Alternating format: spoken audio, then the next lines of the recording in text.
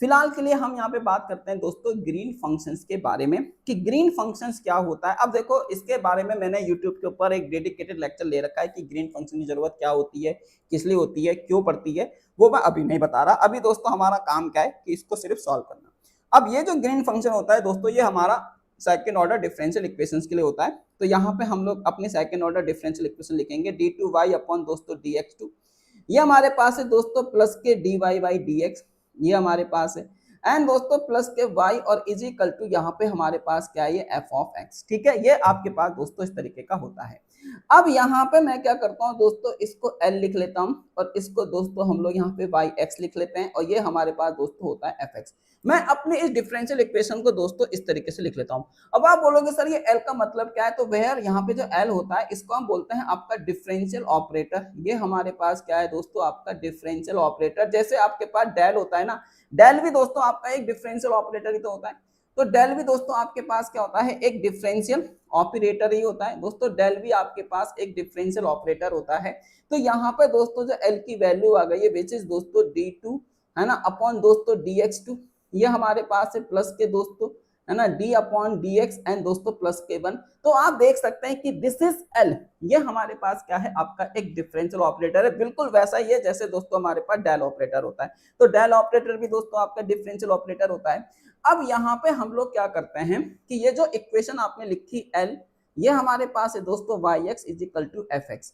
तो अब मैं क्या करता हूं, इस y को दोस्तों हम लोग रिप्लेस कर देते हैं अपने ग्रीन फंक्शन से और इसको हम यहाँ पे x और x नॉट लिख लेते हैं और इस fx को दोस्तों मैं रिप्लेस कर देता हूं किससे, आपका डेल x और x नॉट से। अब अगर आपको दोस्तों ये जानना है कि मैंने ऐसा क्यों किया, तो मेरा YouTube के ऊपर एक वीडियो पड़ा हुआ है ग्रीन फंक्शंस, तो आप उसको जाकर देखें। उसमें मैंने डिटेल में एक्सप्लेन किया है कि हम yx को g क्यों लिखते हैं और हम fx को डेल क्यों लिखते हैं। वो आप एक बार दोस्तों देखना, क्योंकि यहाँ पर मैं अगर बताऊंने बैठा तो दोस्तों लंबा हो जाएगा बहुत लेक्चर।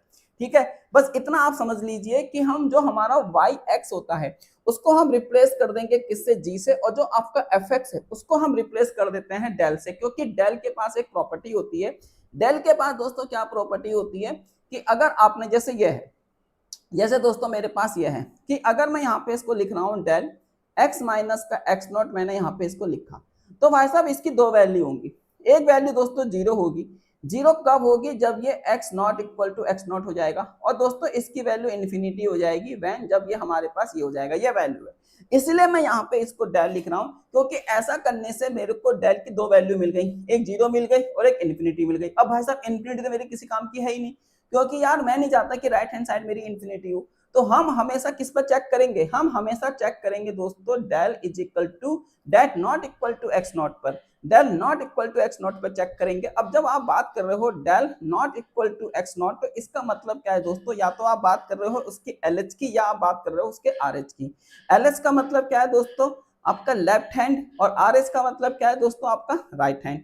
क्योंकि जैसे ही आप दोस्तों x is equal to x naught पे आओगे तो आप सेंटर पे आ गए, तो हमको सेंटर पे जैसे ही मैं आऊंगा दोस्तों मेरी वैल्यू इन्फिनिटी चली जाएगी। तो इन्फिनिटी तो मेरा किसी काम का है नहीं, तो हमको क्या चाहिए, हमको जीरो काम का है। तो हम दोस्तों या तो उसको हम राइट हैंड चेक पे चेक करेंगे या हम उसको लेफ्ट हैंड चेक पे चेक करेंगे। तो इसीलिए हम दोस्तों यहाँ पे आपका डेल ऑपरेटर लेते हैं। तो अब आपको क्या करना है, अब दोस्तों हमारा जो मेन टास्क है वो ये है कि भाई साहब ये जो तुमने लिख तो दिया है, ये जो तुमने लिख तो दिया है, इस gx की वैल्यू क्या है, ये ग्रीन फंक्शन हम कैसे फाइंड करेंगे। तो मैं अब आपको यहाँ पे इसको एक क्वेश्चन के थ्रू समझाने की दोस्तों कोशिश करता हूँ। तो यहाँ पे हमको क्या करना होता है दोस्तों, फाइंड आपका ग्रीन फंक्शन। हम यहाँ पे ग्रीन फंक्शंस को दोस्तों किस तरीके से कैलकुलेट करेंगे इसकी हम यहाँ पे दोस्तों बात करते हैं। ग्रीन फंक्शन दोस्तों हमारे पास ये रहा, इसकी मेरे को यहाँ पे वैल्यू बतानी है। तो भाई साहब इसके दो मेथड होते हैं, एक हमारे पास होता है दोस्तों आपका बाउंड्री वैल्यू मेथड, एक दोस्तों हमारे पास होता है आपका बाउंड्री वैल्यू प्रॉब्लम। दोस्तों फर्स्ट मेथड हमारे पास होता है boundary value problem and second method दोस्तों हमारे पास होता है इनिशियल वैल्यू प्रॉब्लम। ये हमारे पास है दोस्तों आपका इनिशियल वैल्यू प्रॉब्लम।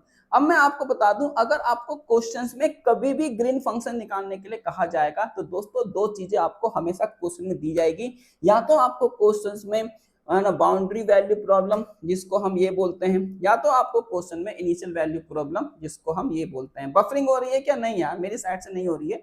एक बार दोस्तों आप इसको रिफ्रेश कर लें, है ना, एक बार आप दोस्तों इसको रिफ्रेश कर लें, आपका हो जाएगा। अब सबसे पहले दोस्तों हम लोग बात करते हैं यहाँ पे बाउंड्री वैल्यू प्रॉब्लम के बारे में कि आपकी जो बाउंड्री वैल्यू प्रॉब्लम होती है वो क्या होती है। तो बाउंड्री वैल्यू प्रॉब्लम के बारे में हम यहाँ पे क्या करते हैं दोस्तों, डिस्कस करते हैं। अब यार बाउंड्री वैल्यू प्रॉब्लम आपने क्वांटम मैकेनिक्स में बहुत बार पढ़ी है। क्वांटम मैकेनिक्स में दोस्तों बाउंड्री का होती है, यहाँ पे बाउंड्री होती है, जैसे हमारे पास इनफाइनाइट पोटेंशियल वैल होता है, तो अगर ये जीरो है, ये हमारे पास दोस्तों एल है, तो ये वाली डिस्टेंस दोस्तों हमारे पास एल हो जाएगी। अब आपको पता है कि एट बाउंड्री पे वेव फंक्शन आपका टर्मिनेट हो जाता है, तो यहाँ पे दोस्तों आपका वेव फंक्शन क्या हो जाएगा, टर्मिनेट हो जाएगा। यानी कि इन पॉइंटों पे दोस्तों, मतलब अगर ये मेरे पास दोस्तों हाइट कितनी है आपकी वाई एक्स, ये दोस्तों मेरे पास हाइट वाई एक्स है, तो यहाँ पर इसकी जो वैल्यू होगी दोस्तों वाई इसकी जीरो होगी, और यहाँ पे दोस्तों इसकी जो वैल्यू होगी दोस्तों ये भी जीरो होगी। अरे क्या यहाँ पे हाइट होगी? नहीं होगी ना इसकी हाइट। तो इसका मतलब है दोस्तों कि x is equal to zero पर ये वैल्यू जीरो, और आपकी दोस्तों x is equal to L पर ये वाली वैल्यू जीरो। भाई ये दोनों वैल्यू जीरो होंगी, इसी को तो हम बोलते हैं बाउंड्री वैल्यू प्रॉब्लम। अब दोस्तों ये जो बाउंड्री वैल्यू प्रॉब्लम है जो आपकी वाई एक्स ने सेटिस्फाइड करी है, ये आपका ग्रीन फंक्शंस भी सेटिस्फाइड करना चाहिए। तो इसका मतलब है कि अगर मैं ग्रीन फंक्शंस में बाउंड्री वैल्यू प्रॉब्लम लगाता हूँ, तो यानी कि जीरो एक्स नॉट, ये वैल्यू आपको जीरो मिलेगी, और यहाँ पे दोस्तों हम लगाते हैं एल, ये हमारे पास है एक्स नॉट, तो ये भी दोस्तों आपको जीरो मिलेगा। इट इज क्लियर और not? Yes sir ji, it is clear और नॉट? Yes sir ji. मतलब बाउंड्री वैल्यू प्रॉब्लम आपका ग्रीन फंक्शंस भी सेटिस्फाइड करना चाहिए। अगर आपका ग्रीन फंक्शन बाउंड्री प्रॉब्लम को सेटिस्फाइड नहीं कर रहा है, तो इसका मतलब वो ग्रीन फंक्शन नहीं बन सकता। इट इज क्लियर और नॉट? आप बोलेंगे यस सर। अब चलो मैं इसको ना एक एग्जाम्पल के थ्रू कराने की कोशिश करता हूँ। अब हम यहाँ पे एक एग्जाम्पल देखते हैं।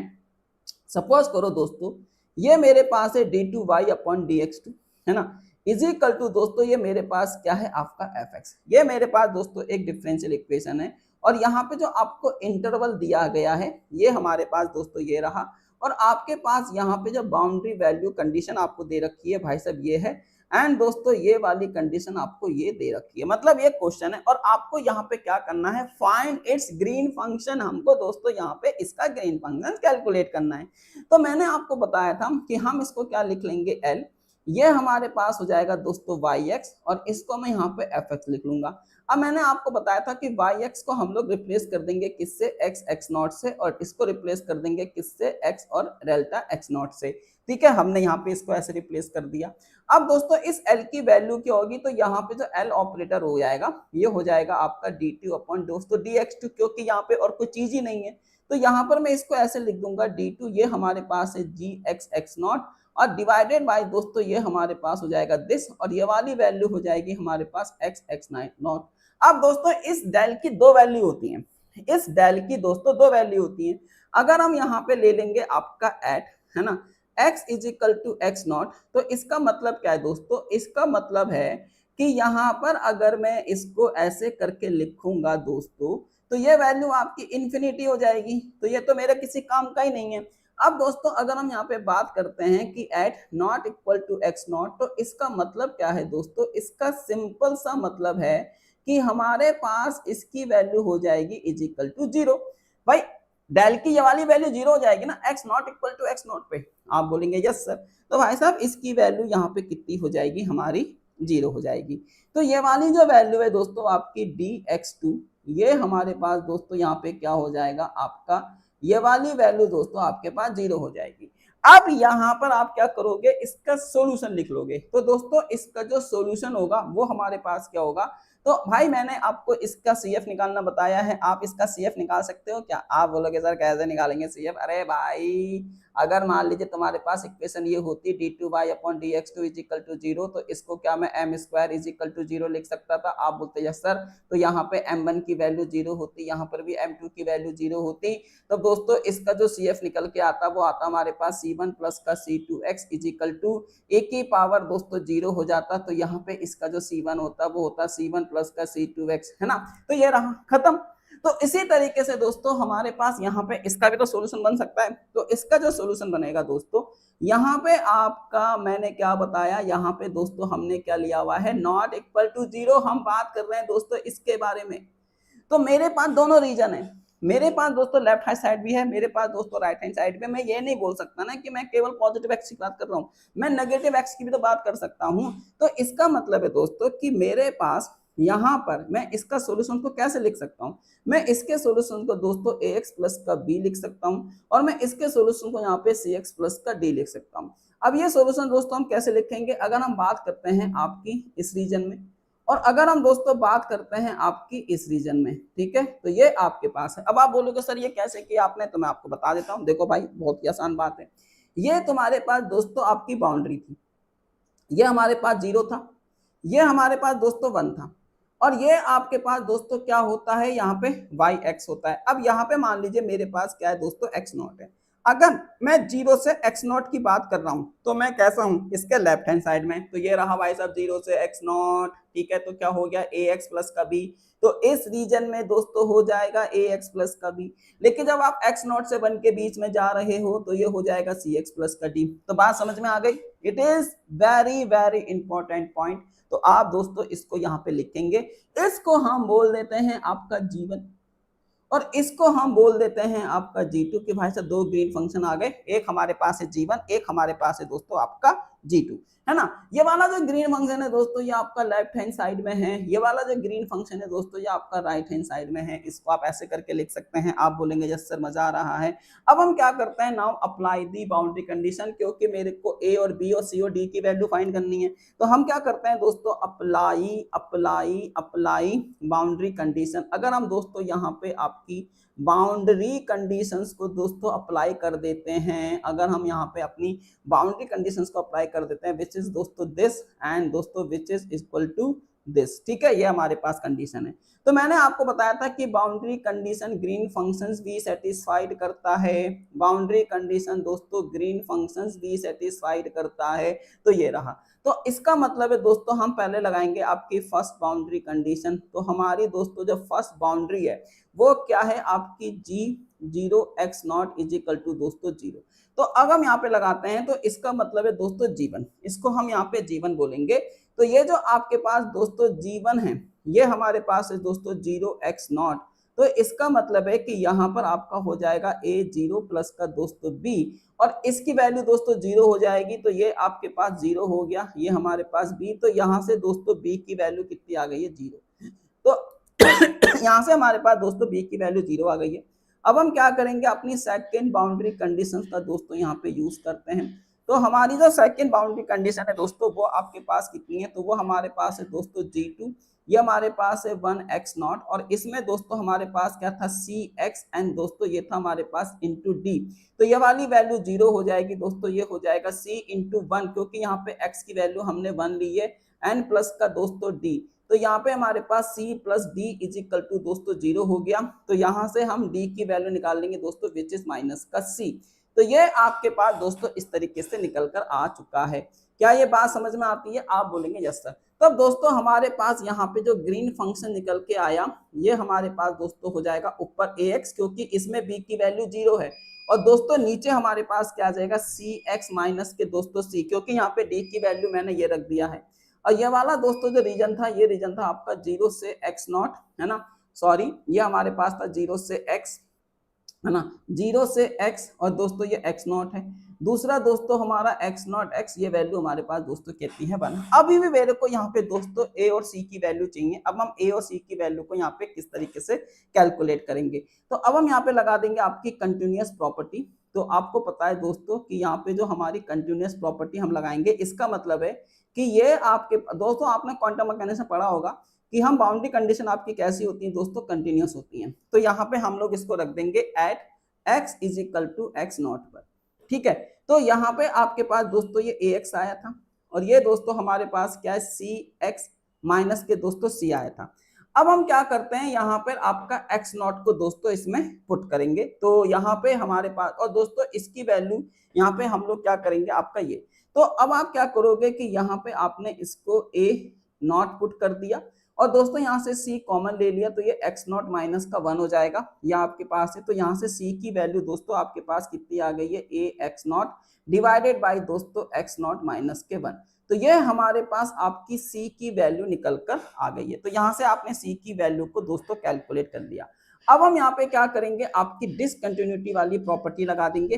तो है ना, अब हमारे पास दोस्तों डिसकंटिन्यूटी वाली प्रॉपर्टी क्या है भाई साहब, ये सब चीजें तुमने दोस्तों यहाँ पे ऑलरेडी पढ़ रखी है, किसमें, आपकी यहाँ पे दोस्तों है ना क्वांटम मैकेनिक्स में। अब डिसकंटिन्यूटी प्रॉपर्टी क्या होती है दोस्तों, डेरिवेटिव प्रॉपर्टी होती है। तो ये आपके पास हो जाएगा g2, ये हमारे पास है दोस्तों x, ये आपके पास है दोस्तों g1, ये हमारे पास है x, और इज इक्वल टू 1, ये आपके पास है at x is equal to x naught. तो अब हम यहाँ पे दोस्तों क्या करेंगे, आपका g2 का x के रेस्पेक्ट में दोस्तों डिफरेंशिएट कर देंगे। तो आपको पता है कि g2 की वैल्यू हमारे पास क्या थी, cx माइनस के c था, है ना। एंड दोस्तों ये हमारे पास था माइनस का del over del x, g1 की वैल्यू हमारे पास दोस्तों ax था इक्वल टू 1। तो यहाँ से हमारे पास दोस्तों c आ जाएगा, माइनस के दोस्तों ये a आ जाएगा, और ये दोस्तों हमारे पास हो जाएगा आपका 1।